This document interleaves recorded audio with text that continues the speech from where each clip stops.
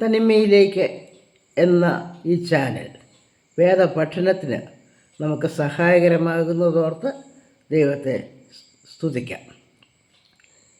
പുത്രൻ്റെ ജഡാവതാരത്തെക്കുറിച്ച് അല്പമെങ്കിലും വെളിച്ചം പകർന്നു തരയണമേ എന്ന പ്രാർത്ഥനയോടെ നമുക്ക് ഈ ധ്യാനത്തിലേക്ക് പ്രവേശിക്കാം.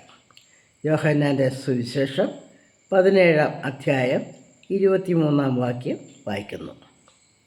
നീ എന്നെ അയച്ചിരിക്കുന്നുവെന്നും നീ എന്നെ സ്നേഹിക്കുന്നത് പോലെ അവരെയും സ്നേഹിക്കുന്നുവെന്നും ലോകം അറിയുവാൻ നാം ഒന്നായിരിക്കുന്നത് പോലെ അവരും ഒന്നാകേണ്ടതിനും ഞാൻ അവരിലും നീ എന്നിലുമായി അവർ ഐക്യത്തിൽ തികഞ്ഞവരായിരിക്കേണ്ടതിന് തന്നെ.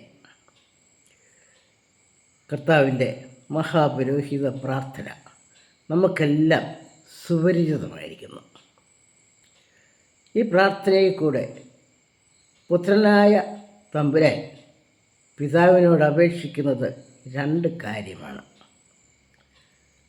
പിതാവ് തന്നെ ലോകത്തിൽ ഒരു പ്രത്യേക ദൗത്യവുമായി അയച്ചിരിക്കുന്നുവെന്ന് ലോകം അറിയണം.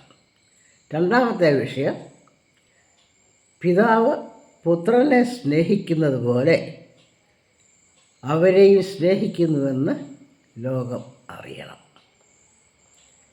ഈ രണ്ടാമത്തെ ഭാഗത്തെ ചിന്തയ്ക്കായി നമുക്ക് ഒരുങ്ങാം. കർത്താവിൻ്റെ നിസ്വാർത്ഥമായ പ്രാർത്ഥന, നീ എന്നെ സ്നേഹിക്കുന്നത് പോലെ അവരെയും സ്നേഹിക്കുന്നുവെന്ന് ലോകം അറിയണം. സാധാരണ മനുഷ്യർക്ക് അസാധ്യമായ ഒരു പ്രാർത്ഥനയാണ് ഇങ്ങനെ ഒരു പ്രാർത്ഥന ദൈവസന്നിധിയിൽ അർപ്പിക്കുവാൻ. നീ എന്നെ സ്നേഹിക്കുന്നത് പോലെ അവരെയും സ്നേഹിക്കുന്നുവെന്ന് ലോകം അറിയണം. ലോകത്തോട് പറയാൻ മറ്റൊന്നുമില്ല. പുത്രനെ പിതാവ് സ്നേഹിക്കുന്നത് പോലെ പുത്രൻ തിരഞ്ഞെടുക്കത്തവരെയും സ്നേഹിക്കുന്നു. എന്നെപ്പോലെ തന്നെ അവരെയും സ്നേഹിക്കുന്ന ഒരു പിതാവിനെയാണ് പുത്രൻ ലോകത്തിന് കാണിച്ചു തന്നത്. പിതാവിൻ്റെ സ്നേഹം എങ്ങനെയായിരുന്നുവെന്ന് നാം യോഹന്നാൻ്റെ സുവിശേഷം 1-ാം അധ്യായത്തിൽ കാണുന്നുണ്ട്. യോഹന്നാൻ്റെ സുവിശേഷം 1-ാം അധ്യായം 18-ാം വാക്യത്തിൽ പിതാവ് പുത്രനെ എങ്ങനെയായിരുന്നു സ്നേഹിച്ചത് എന്ന് നാം കാണുന്നു. ദൈവത്തെ ആരും ഒരു നാളും കണ്ടിട്ടില്ല. പിതാവിൻ്റെ മടിയിലിരിക്കുന്ന ഏകജാതനായ പുത്രൻ അവനെ വെളിപ്പെടുത്തിയിരിക്കുന്നു. പിതാവിൻ്റെ മടിയിൽ ഇരിക്കുന്ന ഏകജാതനായ പുത്രൻ, ഒരു പിതാവിൻ്റെ മടിയിലിരിക്കുന്ന പുത്രൻ എത്ര സ്നേഹവും വാത്സല്യവും സുരക്ഷിതത്വവും അനുഭവിക്കുന്നവനാണ്. ആ സുരക്ഷിതത്വം നമുക്ക് വാക്കുകൾക്ക് അതീതമാണ്. പിതാവിൻ്റെ മടിയിൽ ഇരിക്കുന്ന പുത്രൻ, അത്രമാത്രം പിതാവ് പുത്രനെ സ്നേഹിക്കുന്നു. മഹാപുരോഹിത പ്രാർത്ഥനയിൽ കർത്താവ് പ്രാർത്ഥിക്കുന്നത്, മറ്റുള്ളവർക്ക് വേണ്ടി പ്രാർത്ഥിക്കുന്നത് ഇതുതന്നെയാണ്. നീ എന്നെ സ്നേഹിക്കുന്നത് പോലെ, നീ എന്നെ മടിയിൽ വെച്ച് താലോലിക്കുന്നത് പോലെ അവരെയും മടിയിൽ വെച്ച് താലോലിക്കുന്നുവെന്ന് ലോകം അറിയണം. ഒരു വിശ്വാസിയുടെ സാക്ഷ്യ ജീവിതത്തിൻ്റെ പാരമ്യമത്രേ നമ്മളിവിടെ കാണുന്നത്.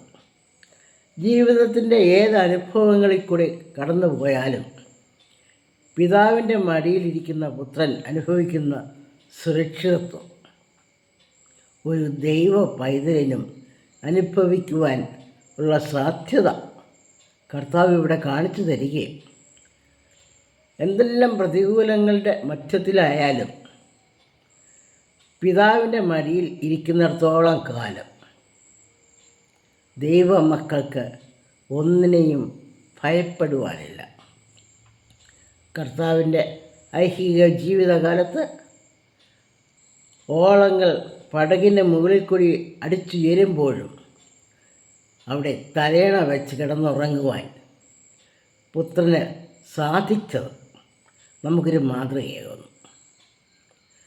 ആ കൂടെ ഉണ്ടായിരുന്ന ജനങ്ങളൊക്കെയും ഭയപ്പെട്ട് നിലവിളിച്ച് ആർത്ത് കരഞ്ഞപ്പോൾ അപ്പോഴും പുത്രൻ തമ്പുരാൻ ആ പടകിനുള്ളിൽ സുഖമായി തലയണ വെച്ച് കിടന്നുറങ്ങുന്നു എന്ന് നമ്മൾ വേദപുസ്തകത്തിൽ പഠിക്കുകയാണ്. ആ ഒരു സുരക്ഷിതത്വമാണ് നമ്മുടെ ജീവിതത്തിലും നമുക്ക് അനുഭവിക്കുവാനുള്ളത്. നമ്മളെ എല്ലാവരും തള്ളിക്കളഞ്ഞാലും, എല്ലാവരും നമ്മെ ഉപേക്ഷിച്ചാലും, ആരും സഹായത്തിനില്ലെങ്കിലും ദൈവം എൻ്റെ കൂടെ ഉണ്ടല്ലോ. പിതാവായ ദൈവത്തിൻ്റെ മടിയിൽ ഇരിക്കുവാനുള്ള ഭാഗ്യം, ആ വാത്സല്യം അനുഭവിക്കുവാനുള്ള സന്തോഷം നമുക്ക് ലഭിച്ചാൽ ജീവിതത്തിൽ ഇതിൽ കൂടുതൽ ഭാഗ്യവും സന്തോഷവും നമുക്കെന്താണ്? അത് ലോകം അറിയണം. നമ്മുടെ വിശ്വാസത്തിൻ്റെ ദൃഢതയാണ് നമ്മുടെ സാക്ഷ്യത്തിൽ കൂടെ നമുക്ക് പ്രകടിപ്പിക്കാനുള്ളത്. ആവലാതിയും പരാതിയും ഒക്കെയും നമ്മുടെ വിശ്വാസത്തിൻ്റെ ദൃഢതയ്ക്ക് കോട്ടം വരുത്തുന്ന കാര്യങ്ങളാണ്. ആവലാതിയും പരാതിയുമില്ലാതെ വിശ്വാസത്തിൽ ഉറച്ചു നിന്ന ഞാൻ ദൈവത്തിൻ്റെ ഉള്ളം കയ്യിലിരിക്കിയാൽ ആരുമില്ല എനിക്ക് ദോഷം ചെയ്യുവാൻ എന്നുള്ള ആ വിശ്വാസത്തിൽ നമ്മുടെ ജീവിതം നമുക്ക് മുന്നേറാം. നമ്മുടെ വിശ്വാസത്തിൽ മുന്നേറുവാൻ ദൈവം ധൈര്യവും കൃപയും നൽകി നമ്മളെ സഹായിക്കണമേ എന്ന പ്രാർത്ഥനയോടെ നമ്മുടെ ഇന്നത്തെ ദിവസത്തെ ജീവിതത്തിലേക്ക് നമുക്ക് പ്രവേശിക്കാം.